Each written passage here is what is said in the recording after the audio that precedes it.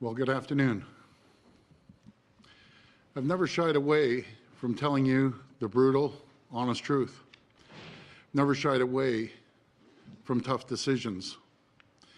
And today, I'm here to do just that. My friends, we're losing the battle between the variants and vaccines. The pace of our vaccine supply has not kept up with the spread of the new COVID variants. We are on our heels. But if we dig in, remain steadfast, we can turn this around. We're down, but no means are we out. In the last few weeks, you've seen me up here every day. We've been ringing the alarm bells for weeks. We pulled the emergency brake for the entire province. We shut down our schools. Most of the province has been in some form of lockdown since last fall. We announced a second stay-at-home order for all of Ontario. And as we saw in the modeling, these actions have slowed the spread. They've reduced mobility and avoided the worst case. But we have to do more. The reality is there are few options left. We have implemented the strictest measures in all of North America. And the difficult truth is, every public health measure we have left comes with a massive cost to people and their lives. But we have never shied away from doing what's necessary.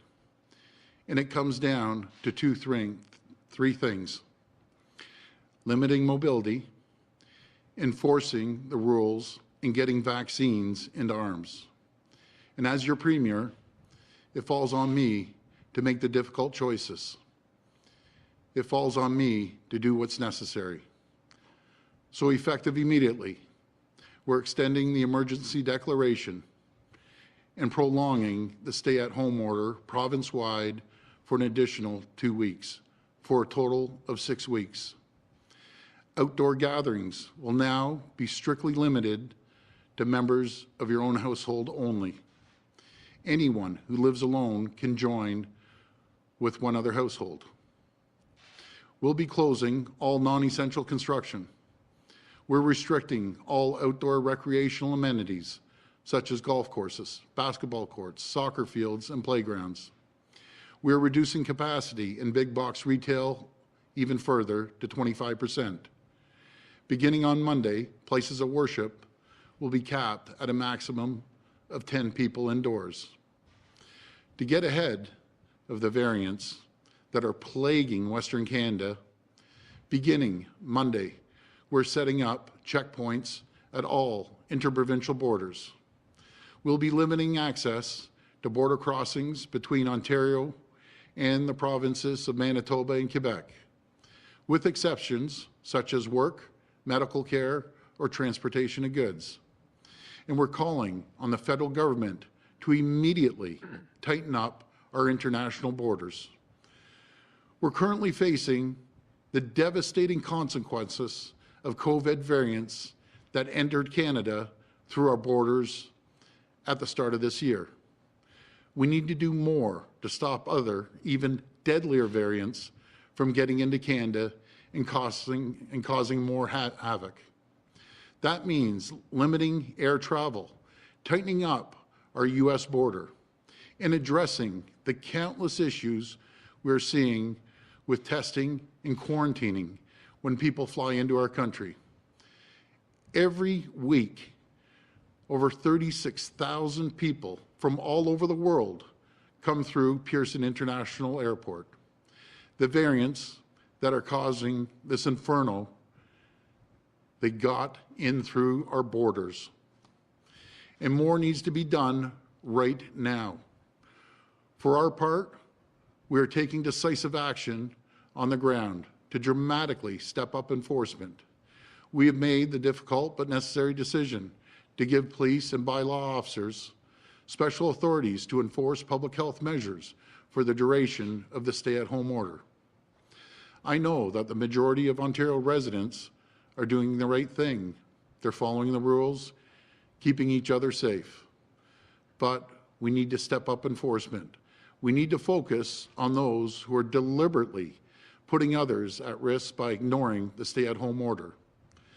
Those gathering in large groups, continuing to put themselves and others at risk. So understand the restrictions will be strongly enforced because they must be. We know that when they're followed, these measures work. They reduce mobility and they do flatten the curve. We know this because we've seen them work before. What we need now is for everyone to follow these rules. These variants are infecting and killing younger people every day. We need more time to continue vaccinations to priority populations because getting needles in arms will help put this pandemic behind us. Through no fault of their own, certain communities are waging a bigger battle than others. 20% of the province has 80% of cases right now. We need to use the limited vaccines we have to focus on the inferno, because we will all benefit from getting these areas under control. That's why we're increasing vaccine supply to hotspots by 25%. And we're pressing the federal government to get us those shipments. Every vaccine we receive goes into an arm. Every single one is spoken for. We have seen clinics close and turn people away because we don't have the supply we need. And just today, we learned about a further Moderna delay. And we clearly saw in the modeling, more vaccines means fewer cases. More vaccines mean fewer hospitalizations. And more vaccines means we get out of this sooner. So if there's anything at all the federal government can do right now to get us more vaccines, we need to get them now. I can't emphasize that enough. We need the vaccines now. In the meantime, we're taking immediate action to build unprecedented capacity in our hospitals. We're moving forward with our emergency plan to add another 700 to 1,000 new beds. We don't want to have use this new capacity, but I want the people of Ontario to rest assured it is there if we need it. And it's been remarkable watching our healthcare heroes fighting on the front lines. And I want them to know that more help is coming. And each of you have the most important role to play. Please stay home, follow the rules, and get your vaccine as soon as you're eligible. My friends, you have my word. We will not rest until this virus is beaten. Thank you, and God bless the people of Ontario. Now I'll pass it over to Minister Elliott. Thank you, Premier. Like many provinces across Canada and jurisdictions around the world, Ontario is in the midst of the third wave of COVID-19. And as we've seen, this wave is different. Over the last few weeks, key health indicators have continued to worsen. COVID-19 cases, hospitalizations, and intensive care unit occupancy are at their highest levels since the start of the pandemic. Variant cases, which are transmitted more quickly and easily, continue to rise, putting even more lives at risk. And while we continue to use every resource at our disposal to support our hospitals and maximize health system capacity, our hospitals are being hit harder than ever. In 1 week, the number of COVID-19 hospitalizations has increased by almost 30%, and there are about 150 more patients in our intensive care units, bringing the total to 701 intensive care unit patients with COVID-related critical illnesses. The latest projections released show that admissions to ICUs are projected to rise to over 1,000 patients by the end of the month. And today's highly concerning modeling is very clear that unless further actions are taken, case rates will continue to rise, pushing our hospitals to the brink. Our response needs to be stronger because our opponent, the variants, are that much stronger. That is why we are taking immediate action to respond to the ongoing threats to the health and safety of Ontarians. Effective Saturday, April 17th at 12:01 a.m., all outdoor social gatherings and organized public events will be prohibited except for members of the same household or members of a household and one other person from outside that household who lives alone. All non-essential workplaces in the construction sector will be closed, with only essential construction permitted to operate. Capacity limits for in-person shopping in all retail settings where in-person shopping is permitted, including supermarkets, grocery stores, convenience stores, and stores that primarily sell food and pharmaceutical products, will be limited to 25% capacity. All outdoor recreational amenities, such as golf courses, basketball courts, and playgrounds, will be closed. In addition, effective Monday, April 19th at 12:01 a.m., capacity at weddings, funerals, and religious services will be limited to 10 people indoors or outdoors. Drive-in services will be permitted. All other public health and workplace safety measures for non-essential retail under the province-wide emergency brake will continue to apply.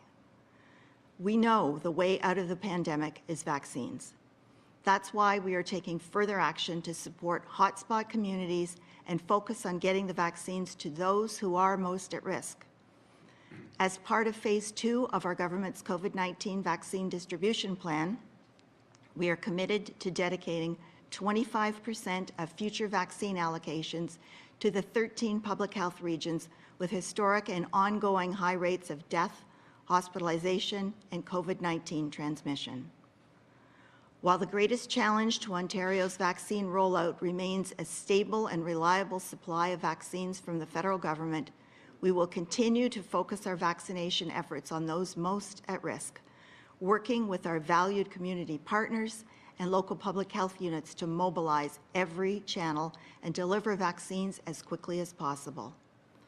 All Health Canada approved COVID-19 vaccines are safe, they're effective, and I strongly encourage everyone to sign up to receive the vaccine when it's your turn. I know it's been a longer winter, but now our summer is at risk. I am asking all Ontarians to please stay home to stop the third wave from threatening our healthcare system and the health of thousands of Ontarians. We may not feel it, but brighter days are ahead. They may not come as fast as we would like, but we will get there. And it will take a collective effort from all of us. Thank you. And I'd now like to hand it over to the Solicitor General.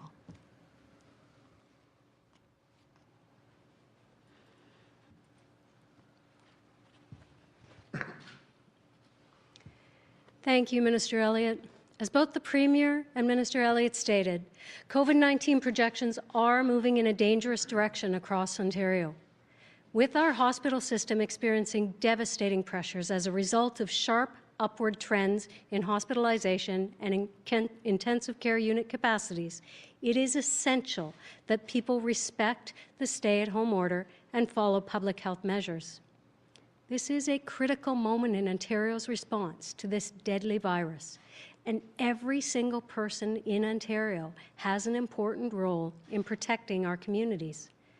Unfortunately, some people continue to attend gatherings and leave their homes for non-essential reasons. As a government, it is our responsibility to take action to address non-compliance and prevent further transmission of COVID-19. That is why, after consulting with public health experts, we have made the deliberate decision to temporarily enhance police officers' authority for the duration of the stay-at-home order. Moving forward, police will have the authority to require any individual who is not in a place of residence to, first, provide their purpose for not being at home and provide their home address. Police will also have the authority to stop a vehicle to inquire about an individual's reason for leaving their residence. I cannot stress this enough. It is imperative that everyone limit their trips outside of the home to permitted purposes only, such as going to the grocery store or pharmacy, medical appointments, outdoor exercise, or for work that cannot be done remotely. We know that stay-at-home orders work. We've seen their success in slowing down the spread of the virus and saving lives. It is also critical that we protect against COVID-19 variants coming into Ontario through non-essential travel. That is why, effective April 19th at 12:01 a.m., we are restricting travel into Ontario from the provinces of Manitoba and Quebec, with the exception purposes such as work, medical care, transportation of goods, and exercising Indigenous treaty rights.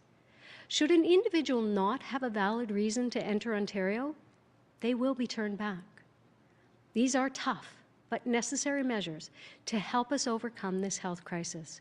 We all want to get back to normal, but we can't get there without all doing everything we can right now to stop the rapid spread of COVID-19. Together, we can make a difference to protect our loved ones and our communities. Please, stay home, stay safe. Thank you. I will now turn it over to Minister McNaughton.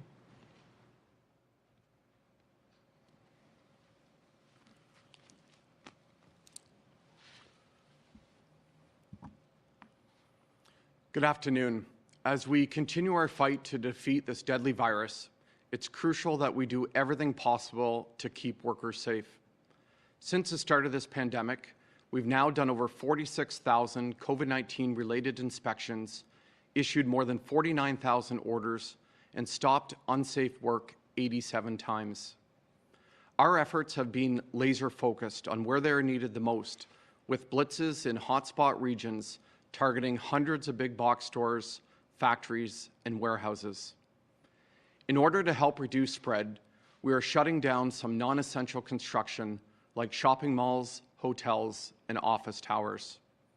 However, there are still projects that are critical to our health, like building our homes, our hospitals, assessment centers, and long-term care homes, and we need to ensure those on these sites are being kept safe. Starting today, over 200 inspectors are visiting more than 1,300 construction sites over the next 4 weeks to ensure public health measures are in place. Travel to and from work has been a major contributor to the spread of this deadly virus. For that reason, we have repeatedly asked people who can work from home to do so. The sad reality is more and more people are being asked to go into the office. This cannot continue. That is why our inspectors will be visiting law offices, accounting firms, and other workplaces over the coming days and weeks to make sure that those inside and on-site are protected and following the COVID-19 safety requirements. I cannot stress enough to employers, if your staff can work from home, they must work from home. And our inspectors will also be ensuring that those who absolutely must come to work are strictly following the public health measures. For our employers and employees, take note, this is your last warning. Thank you, and stay safe, everyone. We'll go to the phone line for questions. First question, please. From Randy Rath at Sage TV. Hi, Randy. Yeah, hi. Thanks for taking my question. I'm wondering about these new police powers to just randomly stop someone walking down the street or to pull over a car. What happens if a person refuses to answer the police questions? Pass that to the Solicitor General. So by issuing these new additional enforcement measures, it allows police officers to ask the person why they are not at their place of residence and what their place of residence is. And specifically to your question, if you are not willing to comply, then you are breaking the law, and there is an option for the police officer to issue a ticket. Thank you. Follow-up? How much is the ticket? And also, if someone sees their neighbors breaking these new regulations and having a party in their yard, that sort of thing, should people call police on their neighbors? So in terms of the ticket cost, that of course is set by the Chief Justice. Currently, if you break an order under the EMCPA, then it is $750, as I understand it. In terms of people calling to snitch, to inform, look, we all have a personal responsibility, and I would hope that the vast majority of us would take that personal responsibility seriously. When we see the ICU numbers rise, I would hope that people would take a second thought and consider their neighbors, consider those healthcare workers who have been working incredibly hard over the past 12 years. I'm never going to encourage people to inundate the bylaw enforcement or police departments with calls, but if it means saving lives, then I think we have to think about what your social responsibilities are as an individual to make sure that you don't empower other people and invite a whole bunch of individuals to your home. Thank you. Next question. From Natasha McDonald at Radio Canada. Hi, Natasha. Hi, Premier. Should the federal government toss the per capita approach and instead distribute more vaccines to the hardest hit regions like the GTA? Well, what we need from the federal government, Natasha, we just need more supply. You know, this isn't a capacity issue, it's a supply issue. And I've been saying that right from day one. I'm sure they're working hard for the supply, but we need them to double down their efforts, and we need them as well to push NACI, the decision on AstraZeneca. Folks, you look at the UK right now, they had less cases than all of Ontario. They knocked the age down to 30 years of age with AstraZeneca. And if you have an opportunity to get AstraZeneca or Moderna or Pfizer, do it. But I just want to show you a chart, what this, I don't know if you can zoom in, Jamie, or not, but this is what Dr. Brown showed. This is at 100,000, and it just escalates up to 30,000 cases compared to the green lines with tough restrictions. It's a game changer. We have the capacity to do 300,000 tests. We just don't have the supply. And we all know there's one way of getting out of this. To follow the protocols, that's an automatic. But if we continue just getting dribs and drabs and missing Moderna shipments and so on and so forth, we aren't getting out of this. More people are going to die. More people are going to be in the ICUs. But if we can ramp it up to 300,000 a day, then again, you will see the drastic. So this is 100,000 up there. This is if you do 300,000. It's night and day. We're going to have a summer. We're going to open up businesses. We're going to be able to open up restaurants and bars and get the kids back in school. It all comes down to one thing, the supply of vaccines. Simple as that. Follow-up? Ontario asked for help, and Alberta and Saskatchewan aren't sending healthcare workers to Ontario. Quebec still hasn't decided. Yeah. If not enough help comes from within Canada, is there a possibility that Ontario will have to turn to the U.S. to help with staffing our ICUs? How bad is the situation? Well, before I pass to the Minister of Health, I have reached out to all the premiers, and we're a close group of premiers. I can assure you that. And I know if there's anything they can do, they will do for us. You know, it goes back to the maritime provinces helping out on the last situation. They were shipping tractor trailer loads of meals over the hospital, you know, sending us antigen, sending us anything we can. They're a phenomenal group of premiers. Look what's happening out in BC with Premier Horgan. He's getting it hard with a Brazilian variant. This is the reason, folks. We need to tighten up our borders. I'm first to welcome everyone around the world, but when we see 36,000 people coming in, and some people, oh, it's only 1.8%. Well, let me tell you something. If we first pushed getting the testing done, even though it's not our jurisdiction and they've taken over, 2,200 people, you know, were tested positive coming into our country that I know of right now. And it doesn't take 2,200 people to spread these variants. You know, it takes 5 people, 4 people. You saw what happened out in the long-term care home in Barrie when one person went in a long-term care home. You know, it spread like wildfire. And these variants, I can assure you, aren't swimming across the ocean by themselves. They're being brought in. We need to tighten up the borders. We're going to lock down our borders in Ontario for the first time in recent memory that I could ever remember. And now the federal government needs to step up, and they need to tighten up these borders like we've never seen before. We have to make sure we control the variants coming into our country. And I'll pass it over to the Minister of Health. Well, yes, we have requested assistance from our provincial and territorial partners, but the reality is, as the Premier indicated, we know that several of the Western provinces are being very hard hit by the variants, particularly the Brazilian variant. The most likely possibility of assistance is to come from the maritime provinces, which have the Atlantic bubble and have not been as hard hit as Ontario has, or Western provinces. But we're also building capacity internally within our hospitals. We've got the physical capacity of having the beds.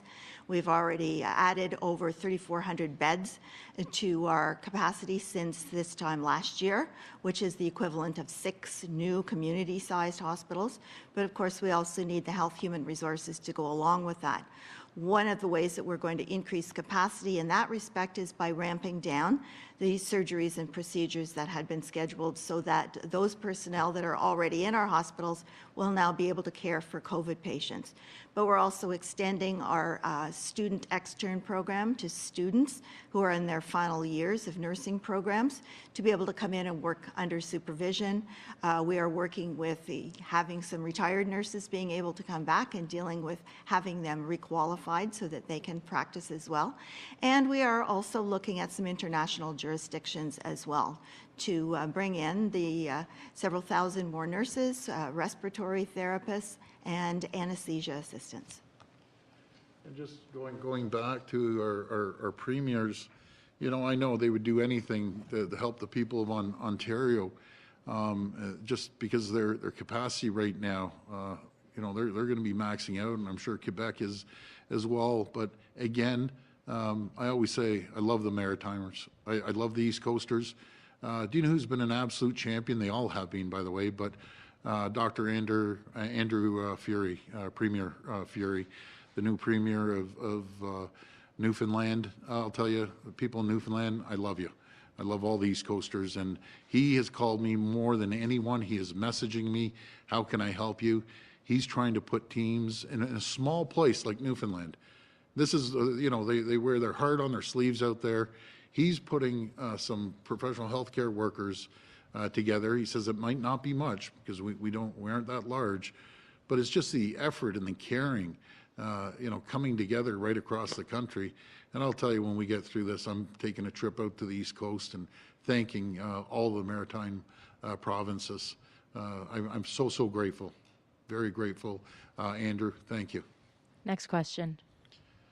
From Jeff Gray at the Globe and Mail. Hi, Jeff. Oh, hi, Premier. I wanted to ask, I guess, first about the ICUs. Dr. Brown's numbers show that no matter what changes are made to the public health measures, those ICUs are going to hit levels that I think we all thought were unimaginable years, you know, in past months, up to 1,000, 1,500, 2,000, and there's no way to reverse that ship in the short term. Do you regret or do you acknowledge that it would have been, as some critics have said, a much better idea to bring in these tough, strong measures you're doing now weeks earlier to keep that number from cresting up so high? No, you know something, that wouldn't have stopped it. And let me tell you what we have done. For all the way back to the fall, we have parts of this province that have been in gray lockdown. We closed the entire province. We closed the schools twice. We've increased health care. Let me go back to the beginning. We scrambled everywhere when this first happened over a year ago. We didn't have any PPEs here. We put a whole system of PPEs together. Now we're self-sufficient. There was no testing in place at all. Now, we're number one in North America on testing. We strengthened our border along with the testing. You know, folks, it's like we are all, not me, I'm not worried about myself, it's like we've all been pushing this boulder up a mountain. And you know, until we have more vaccines, we need stricter measures. I'm gonna pass it over to Dr. Williams, but let me reassure you, the measures, after talking to Dr. Brown, if we didn't take the tighter measures that we have over the last couple of weeks, the cases would be skyrocketing.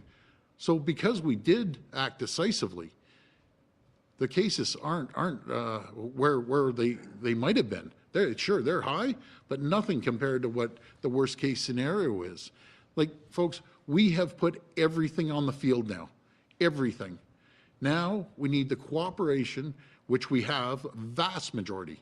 Probably 90% of the population has been working their backs off. But we have some folks. I took a drive, you know, just to check out the area down here. You go by the parks, and it's like business as usual. I just don't understand it. I've been up here ringing the alarm bells. You know, again, 90% of the people are following, and I'm so grateful for that. But some people are putting everyone else at risk. I'll pass it to Dr. Williams.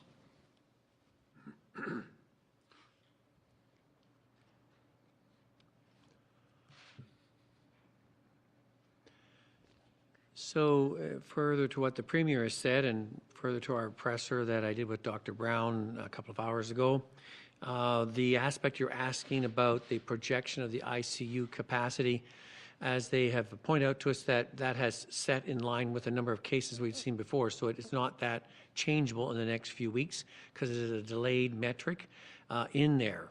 I gave an example that when they gave us their modeling 3 weeks ago, they said by now we would be at 600 to 700 ICU beds. That's where we are today. 2 weeks ago, they said you're still going to be at 600 to 700. And today they predicted we are at 600 to 700. So some of those data points move quicker. 3 weeks ago, they said we would max out at 3,000 cases a day. And then 2 weeks ago, they said we'd max out with our measures at 2,800. They've had to change that because the data changes. The information around the variants of concern changes because the way it's handled and it's moving its way through. That's what we want from our modelers. They got to be able to update and change the analytics. But some things move quickly and some things don't. And so their projection is that we will head up towards 1,000 ICU bed occupancy in the next couple of weeks. Is probably the direction it's going to head in because that's already in motion already starting 2 or 3 weeks ago in that sense. So we are following all the directions, as the Premier noted. When they asked us back on April 1st to bring in strong measures, 2 days later we did. When they asked us a week ago to bring in stay at home, we did. And today we're taking some more steps and we're being advised by them as well as our public health measures table and moving to work with the public to bring about what we need is strong public health measures to bend the curve on this one yet again. I know we can do it, and I'm confident that Ontarians together, we can make this happen. Follow-up? And to follow up maybe to the Premier or the Minister of Health and Dr. Williams, if you could explain a bit about, you know, for weeks we've heard people saying that it is less risky to be outside, to go to a park or to do exercise, whatever. And now we're hearing that playgrounds and outdoor parks are going to be... Jeff, could you just repeat your question? You're a little unclear. Oh, sorry about that. I'm having trouble with my phone today. Sorry about that. Just want to ask the question about outdoors. You know, there have been lots of people saying that outdoor activities were safer. And for weeks, people have said that that's actually a good thing to do. Get outside. People need to get outside. But now these new measures are going to clamp down on that. Can you explain why that move is being taken? You know, playgrounds and so on. Sort of, there's nothing else for a lot of people to do, and we were led to believe that outdoors was safer. Yeah. I'm not, and we as a group are not saying don't take a walk around, you know, and get some exercise. But Jeff, have you ever went by some of these parks? You know, the parks are packed. But I'm going to pass this to the Minister of Health. Well, generally speaking, yes, it is better to be outdoors than indoors. The variants don't spread as quickly, but the problem is that many people are outdoors in larger groups, and they're not following those public health measures like wearing a mask, keeping physical distance, and so on. That's how we're seeing this increased transmission. So yes, please go ahead, go outside and exercise. People need to walk their dogs. Go out and do that, but don't do it in groups other than members of your household, and still keep following public health measures that are so important for all of us to reduce transmission. Next question. From Rob Ferguson at the Toronto Star. Hi, Rob. Hi, Premier. This is the third time in 3 weeks you've increased restrictions after 2 months of warnings from the public, from Steiny Brown and the science table not to ease measures too much. Why are you convinced this is enough? Because I heard you say just a few minutes ago that everything is on the field now, but Amazon warehouse is still open without reduced staff capacity. And we've got, in places like that where essential workers are catching the virus and taking it home and infecting other members of their households. Well, again, Rob, we're have that three-prong approach: limiting mobility, targeting areas like the Amazons, getting in there in the hot areas. 20% of the areas represent 80% of the cases. So we're having mobile units to go into places like the Amazons, like other large employers in the hot areas. And we're also handing out the rapid tests. I think we've handed in excess of over 3 million. It's probably higher by now. We're doing everything possible to make sure that we test people. I'm going to pass it over to Dr. Williams, and he can run through again what we've done over the last few weeks, I should say.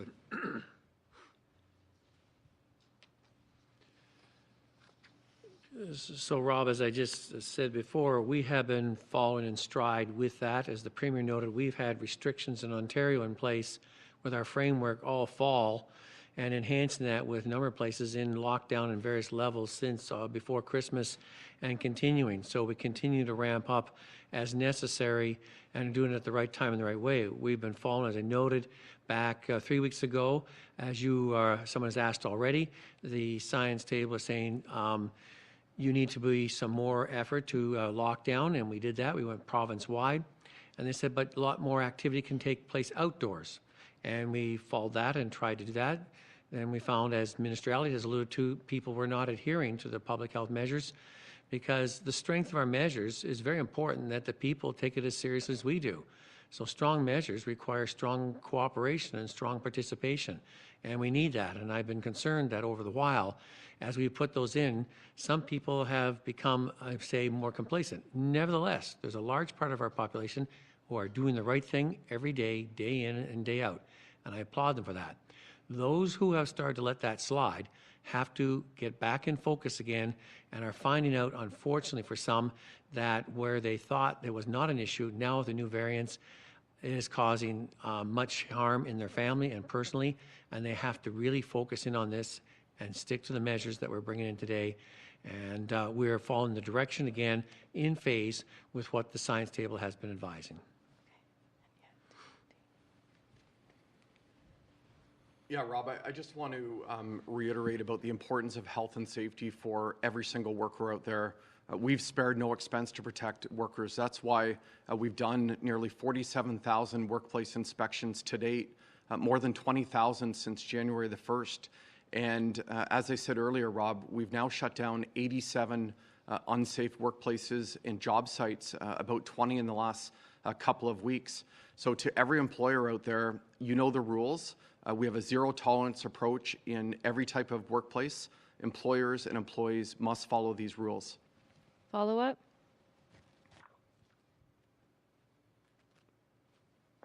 Okay, thanks everyone and Monte for that. Changing tack to the travel restriction on the borders with the boundaries, with Manitoba and Quebec. You mentioned, Premier, that you want to stop the variants, some of these other variants from getting in from Western Canada. And I'm wondering, do you honestly think more people are driving into Ontario from the west than flying? Because I would venture that there's probably lots of flights arriving every day from Vancouver, Calgary, Regina, Winnipeg, places like that, far more than people that are driving in. And aren't they the biggest threat? Yeah, Rob, I agree with you 100%. But in saying that, I'm sure the people don't want, other provinces don't want people from Ontario traveling. I'll give you one example. I know of someone that, flew out, was it last week, to Vancouver, stayed a couple days and flew back. That's what we're trying to avoid, folks. We have to lock it down on the province. That's not our jurisdiction. That's the federal government's jurisdiction, air travel.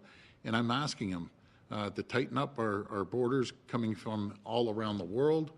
But we need to do the same interprovincial. And I'll pass this over to the Solicitor General.